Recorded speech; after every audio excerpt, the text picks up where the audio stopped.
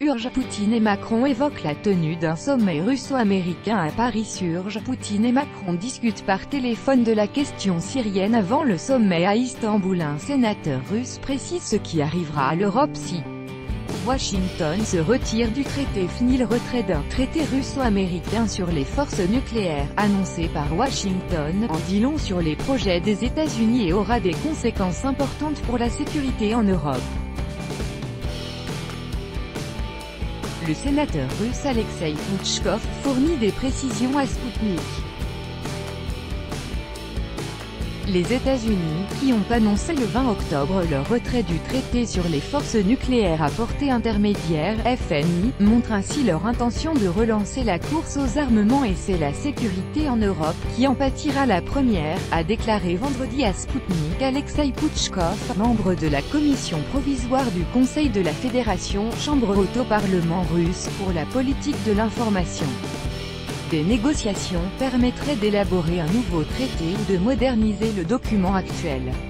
Mais les États-Unis disent qu'ils veulent se retirer du traité FNI. Cela montre qu'ils ne veulent pas se mettre d'accord sur la limitation de ces systèmes d'armement, mais avoir les mains libres, a indiqué M. Pouchkov.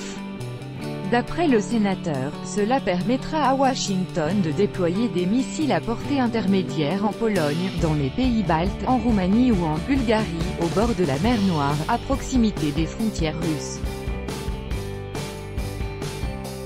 Cela provoquera une course aux armements nucléaires qui dépassera le cadre européen. L'Europe deviendra un continent où des missiles se cibleront les uns les autres. Et c'est l'Europe qui en pâtira et non les États-Unis. Toutes les puissances européennes doivent le comprendre et s'opposer à la décision du président Trump, a noté M. Pouchkov. Il a rappelé que l'Allemagne avait déjà exprimé son désaccord avec le projet américain de saper le traité FNI qui concerne l'Allemagne, la France et d'autres pays européens. Les États-Unis n'ont pas le droit de prendre cette décision seuls. Avant 2001, le système international de sécurité reposait sur 3 accords nucléaires, les traités ABM, défense antimissile, FNI, forces nucléaires à portée intermédiaire, et STAR 3 qui limitent le nombre des ogives et de leurs vecteurs pour les missiles balistiques intercontinentaux. En 2001, les États-Unis se sont retirés du traité ABM.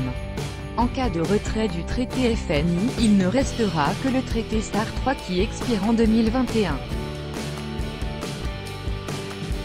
Le monde risque de se retrouver à l'époque de la guerre froide des années 1950 à 1960 où aucune entente ne freinait la course incontrôlée aux armements. Les États-Unis avancent sur la voie de la destruction des ententes qui ont constitué la base du système de stabilité stratégique international. S'ils se retirent des 3 traités, nous nous retrouverons dans une situation où une nouvelle « crise des missiles de Cuba » deviendrait possible, a insisté M. Pouchkov. Donald Trump a annoncé le 20 octobre son intention de retirer son pays du traité FNI, accusant Moscou de le violer et soupçonnant la Chine de développer activement des armes. Le vice-ministre russe des Affaires étrangères Sergueï Ryabkov ainsi que le signataire russe historique de ce document, Mikhaïl Gorbatchev, ont averti Washington du danger de cette initiative, évoquant la possibilité d'une riposte. Signé le 8 décembre 1987 par le président Ronald Reagan et le secrétaire général du Parti communiste d'Union soviétique, Mikhaïl Gorbatchev, le traité FNI visait à détruire en 3 ans les missiles d'une portée de 500 à 5500 km. En 1991, les conditions prévues par l'accord ont été remplies. Moscou a détruit plus de 1700 missiles balistiques et de croisière basés au sol, et Washington 859. Conclu pour une durée indéterminée, le traité permet à chacune des parties de le quitter en justifiant l'indispensabilité de son retrait.